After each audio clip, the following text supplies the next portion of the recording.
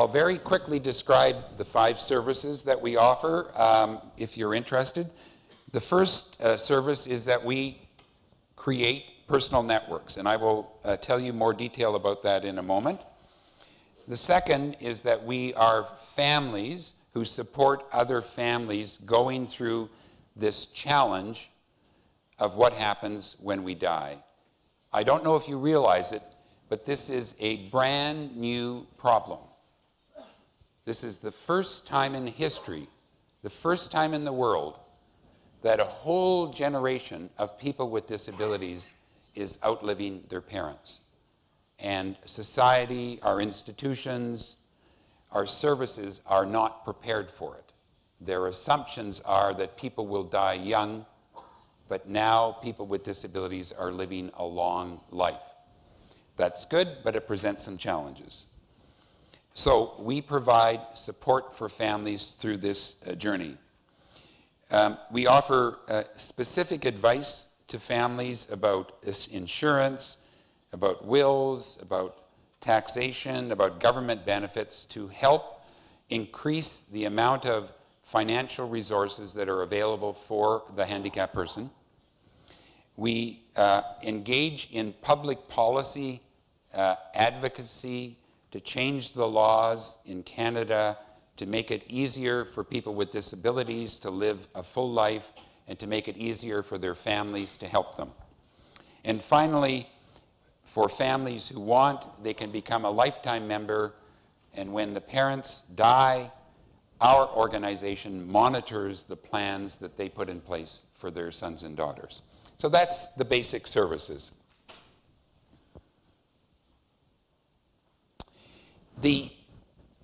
The thing I think that makes us different as an organization, at least in Canada, is that we stopped asking, what program and service do you need? Instead, we ask, what is a full life?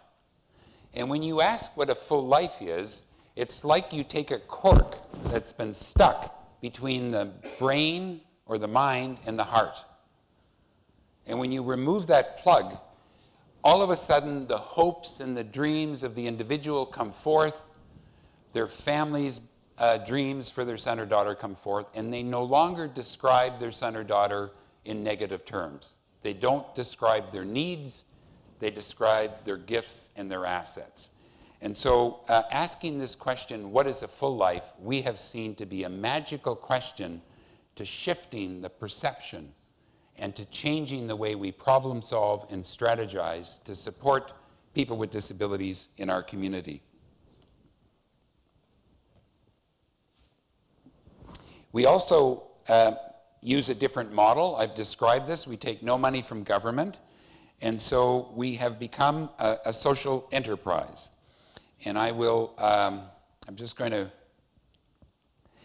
going to just give you an example, a pictorial example of what I think a social entrepreneur or a social enterprise does and is.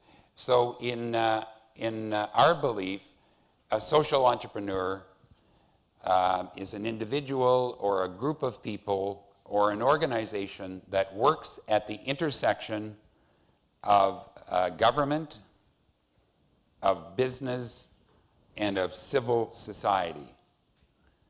The social entrepreneur says the challenges that we face in the 21st century are so complex that it is no longer the job of one sector. It is no longer the job of one organization or one government to solve on their own. So the social entrepreneur wants to use the resources that exist from all sectors of society. They want to use the networks, they want to use the connections, they want to use the financial resources and the in-kind resources from everywhere to make a difference. So a social entrepreneur is, we would use this expression in Canada, they're neither fish nor fowl. They are enigmatic. They have to be able to work in all sectors. For our organization, we have 4 objectives to be a social entrepreneur. The first one is that, of course, we want to earn revenue so that we can further our program objectives, but we also want to increase the market, we want to increase our membership, and we want to increase our constituency. And also, we have learned that you cannot do that without bringing value to the company or to the business or to the people that you partner with. So I will describe a couple of examples.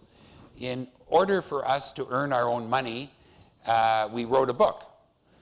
There are now 17 editions of this book around the world. And when we started, we went to a publisher. And a publisher says, we will give you 8% of net for publishing this book and distributing this book.